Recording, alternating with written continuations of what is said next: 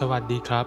ยินดีต้อนรับกลับเข้าสู่เมืองกรีนโฮปกันอีกครั้งหนึ่งนะครับตอนนี้เราก็อยู่กันที่ EP 5แล้วนะครับก่อนหน้านี้ผมก็ได้สร้างพวกฟาร์มกังหันลมและสวนสาธารณะกันไปแล้วแต่ก็จะมีบางส่วนที่ผมได้ทำรอบนอกไว้ก็คือวางผังถนนนอกเขตเมืองและทางแยกต่างระดับนะครับในวันนี้เราก็จะมาเริ่มต้นทำส่วนของย่านใจกลางเมืองแต่ผมจะไปเน้นที่เขตที่อยู่อาศัยที่อยู่รอบบริเวณสวนกันก่อนนะครับ ก่อนอื่นเนี่ยเราก็ต้องมาดูภาพรวมของเมืองกันก่อน คือผมได้วางผังถนนไปก่อนหน้านี้แล้ว แต่ยังไม่ได้ทำโซนนิ่งผังเมืองกันเลย ผมก็ได้ไปดูพวกตัวอย่างผังเมืองของนิวยอร์กเท่าที่สังเกตคือพื้นที่โดยรอบเนี่ยของส่วนสาธารณะหลักของเมืองนั้นก็จะเป็นที่อยู่อาศัย หรือบางทีก็อาจจะมีโซนการค้านิดๆหน่อยๆและผมคิดว่าเมืองโดยส่วนมากเนี่ยน่าจะเป็นแนวนี้กันหมด แล้วก็มีหลายๆท่านที่ส่งตัวอย่างเมืองเข้ามา มีเมืองพอร์ตแลนด์พิตสเบิร์กชาร์ลสตันหรือจะเป็นทางแคนาดาก็จะเป็นโทรอนโตและแวนคูเวอร์ ผมเห็นคนอัพโหวตเมืองพิตสเบิร์กเยอะอยู่นะ ผมคิดว่าเมืองนี้ก็มีอะไรที่น่าสนใจนะ บางท่านก็บอกว่าเมืองนี้เนี่ยมีอะไรหลายๆอย่างที่คล้ายคลึงกันกับเมืองที่ผมทำอยู่มากๆอย่างแม่น้ำที่บรรจบอยู่กัน1จุดเนี่ยแหละ แล้วก็ทุกเมืองที่ส่งเข้ามาเนี่ยผมก็จะเก็บไว้ในลิสต์ไว้ดูเป็นแรงบันดาลใจในการทำส่วนอื่นๆของเมืองนะครับสุดท้ายผมก็จะกำหนดโซนนิ่งแล้วก็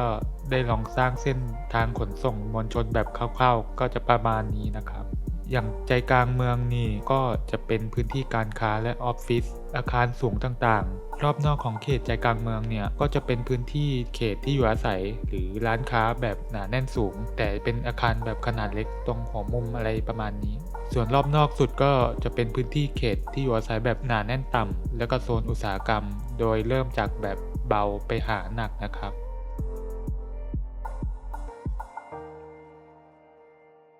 ในตอนนี้ที่เราเห็นอยู่เนี่ยคือผมก็จะมาสร้างส่วนของเขตที่อยู่อาศัยกันก่อนซึ่งพื้นที่ตรงนี้เนี่ยจะเป็นพวกคอนโดต่างๆแล้วก็อาจจะมีพวกอาคารขนาดเล็กสลับกันไปอย่างทางเท้าด้านหน้าเนี่ยคือมันรู้สึกแคบผมเลยต้องขยายทางเท้าเพิ่มให้ดูกว้างขึ้นและดูไม่อึดอัดนะครับมีการตกแต่งรายละเอียดให้กับพื้นที่อย่างเช่นตามซอกตึกตรอกซอยต่างๆ และบริเวณด้านหน้าอาคารและตามข้างทางเนี่ยก็จะมีใส่ต้นไม้เพื่อเพิ่มความร่มรื่นและพร็อพต่างๆเข้าไปนะครับโดยเฉพาะกระถางต้นไม้หรือตัวแพลนที่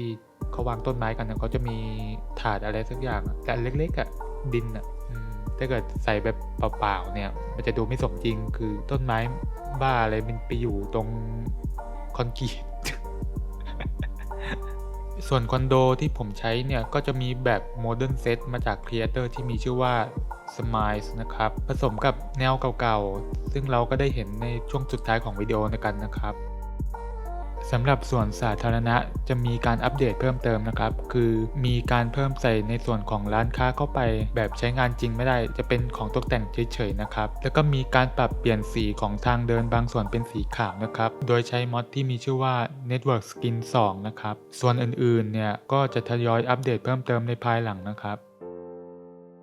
อย่างที่เรารู้ๆกันอยู่แล้วว่าพื้นที่บางส่วนเนี่ยจะมีระดับพื้นดินที่ไม่เท่ากันนะครับอย่างในตอนนี้เนี่ยที่เห็นอยู่คือผมกำลังใส่บันไดกับฐานของอาคารโดยใช้ Asset Retaining Wall ของ Repo Lost Gecko กับของ Class แล้วก็บันไดจะเป็นของ Amesto นะครับมีการปรับเปลี่ยนสีของบันไดให้เข้ากันกับพื้นคอนกรีตและอาจจะมีใส่ดีแคลในพื้นที่บางจุดด้วยนะครับ ส่วนการปรับเปลี่ยนขนาดของบันไดเนี่ยจะมีการใช้มอดที่มีชื่อว่า procedural objects ส่วนการเปลี่ยนสีตัว object นี้ก็เหมือนกันนะครับจริงๆแล้วผมก็ได้ทำเป็น collection รวบรวม asset และมอดต่างๆไว้ให้เรียบร้อยแล้วก็สามารถดูลิงก์ได้ที่วิดีโอ description ได้เลยนะครับต่อจากนี้ผมก็จะปล่อยให้ทุกท่านชมการสร้างส่วนต่างๆของเมืองกันต่อเลยนะครับเดี๋ยวกลับมาต่อในช่วงถัดไปนะครับ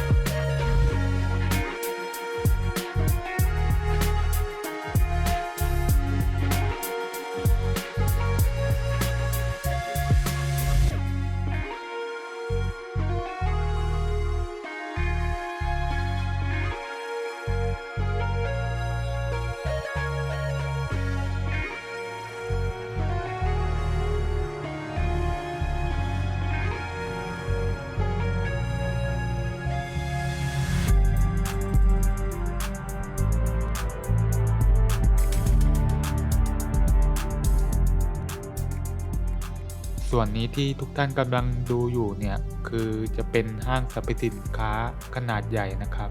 คือจะอยู่ใจกลางเมืองเลยแล้วก็ตกแต่งทำพื้นที่ไว้สำหรับโหลดของเข้าในห้างนะครับรั้วกั้นก็จะเป็น Safety Decoration Pack ของ Bad Idea ส่วนพื้นคอนกรีตเป็น Pack Ultimate Area Filter และสุดท้ายคือเพิ่มคราบต่างๆโดยจะเป็น Dark Dirt Decal ของ Avanja นะครับ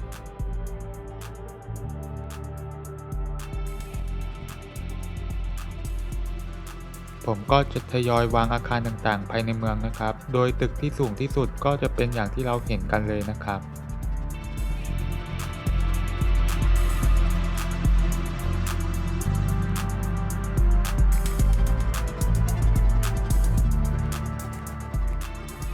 ในส่วนนี้ก็จะเป็นสถานีรถไฟใต้ดินของเมืองเนี่ย คือจะอยู่ตรงบริเวณใจกลางเมือง และเชื่อมต่อกับสวนสาธารณะ และระบบขนส่งมวลชนแบบอื่นๆ อย่างรถราง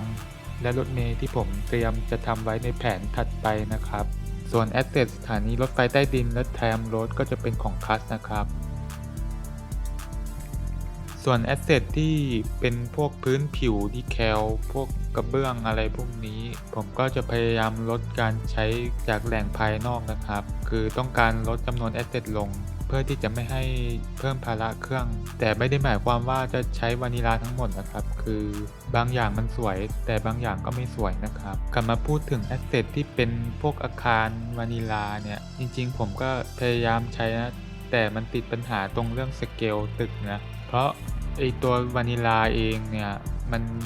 เท่าที่ดูเนี่ยบางตึกอะไอ้ตรงประตูหน้าต่างเนี่ยมันไม่สัมพันธ์กันแต่ไม่ได้หมายความว่าของในเวิร์กช็อปจะดีเสมอไปนะอย่างแอสเซทบางตัวเนี่ยคือมัน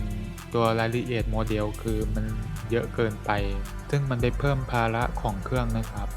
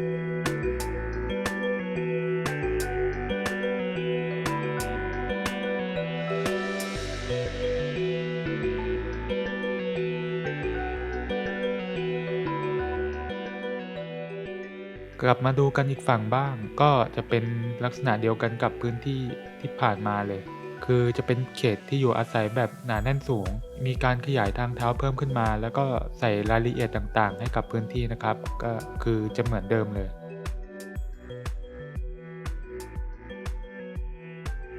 พูดถึงเรื่องสไตล์ของอาคารของเมืองนี้คือจะเป็นแบบโมเดิร์นแบบกับอเมริกันและดึงลุคของเมืองใหญ่ๆของอเมริกาอย่างสวนในเมืองคืออยากให้มีความเป็นคล้ายๆเซ็นทรัลพาร์คในเมืองนิวยอร์กคอนโดที่เป็นแบบกระจกสีฟ้าๆก็จะเป็นไปทางแถบตอนเหนือของอเมริการวมไปถึงเมืองในแคนาดาอะไรประมาณนี้นะครับแต่จะไม่ได้โมเดิร์นไปสักทุกอย่างคือผมก็ต้องการเมืองที่มีอาคารเก่าๆดูมีความเป็นมานิดนึงอ่ะนั่นก็คือปรับสมดุลระหว่างโมเดิร์นกับอาคารเก่าแก่ในเมืองให้แบบมีความผสมผสานกันด้วยเพื่อที่จะให้เมืองเนี่ยจะได้มีความหลากหลายและไม่จำเจนะครับคือถ้าเป็นแบบโมเดิร์นจ๋าเกินไปเนี่ยมันอะไรที่น่าเบื่อมากๆคือเลยก็ต้องเพิ่มตึกเก่าๆไว้มั่งให้มันดูแบบดูลงตัว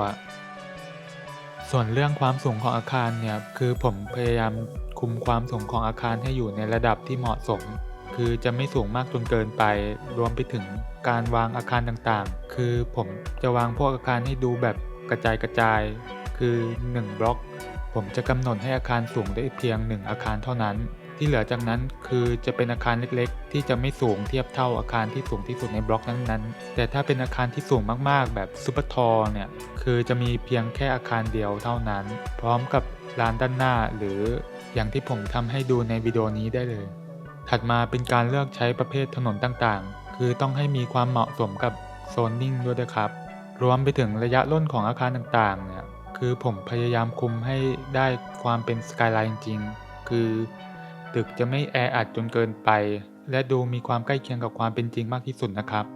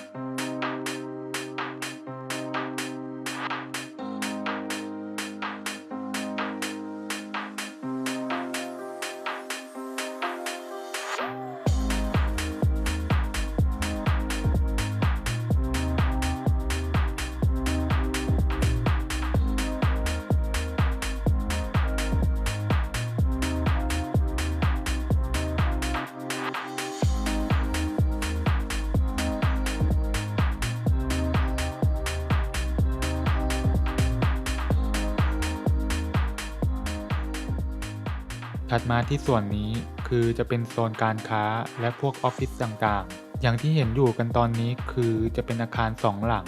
คือจะมีศาลาว่าการของเมืองซึ่งจะเป็นอาคารเล็กและอีกอาคารหนึ่งเนี่ยคือเป็นอาคารสำนักงานโดยทั้ง2ตึกเนี่ยก็จะมีทางเชื่อมต่อเข้าหากันและทั้งคู่ก็จะเป็นแนวแบบโมเดิร์นนะครับ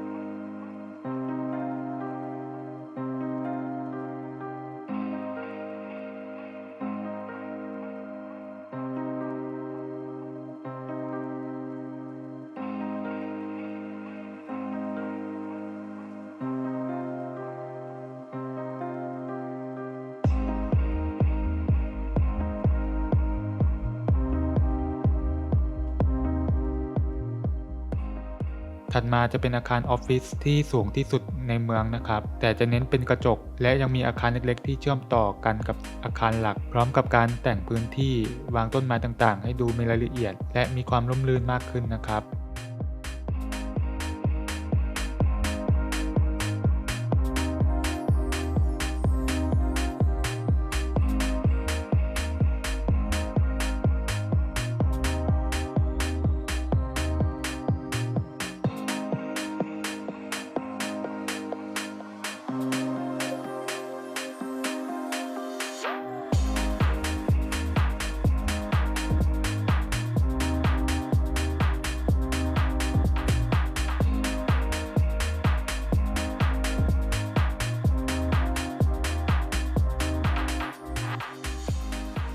ส่วนสุดท้ายของการตกแต่งพื้นที่บริเวณริมทางหลวงนะครับก็จะออกมาประมาณสวนสาธารณะเล็กๆนะครับแต่มันจะไม่ฟังก์ชันจริงๆเพราะติดปัญหาเรื่องควีที่ใช้ระหว่าง2ข้างทางของไฮเวย์นั้นดูเหมือนว่าอีตัวแอสเซทตัวเนี้ยมันจะมีพาร์ทมาให้ในตัวหรือทางครีเอเตอร์ไม่ตั้งใจใส่มาหรือเพราะตัวเกมหรือเปล่าก็ไม่รู้นะเพราะผมได้ลองทำพาร์ทใกล้ๆเนี่ยคนมันเดินมาคือมันก็งงนะเดินมาได้ยังไงตรงพื้นหญ้าหรืออาจจะเป็นพาร์ทก็ได้หรือครีเอเตอร์ตั้งใจมาก็ได้อันนี้ผมก็ไม่รู้นะครับซึ่งผมไม่ต้องการให้เป็นแบบนั้นเพราะมันจะดูไม่สมจริงนะครับโดยรวมของในตอนนี้ก็จะมีอยู่ประมาณนี้นะครับและอีกเช่นเคยถ้าใครมีคำถามหรือข้อเสนอแนะอะไรก็คอมเมนต์กันเข้ามาได้นะครับถ้าชอบคลิปนี้ก็อย่าลืมกดไลค์กดแชร์กด Subscribe ช่องกันนะครับพบกันใหม่ในคราวหน้าสวัสดีครับ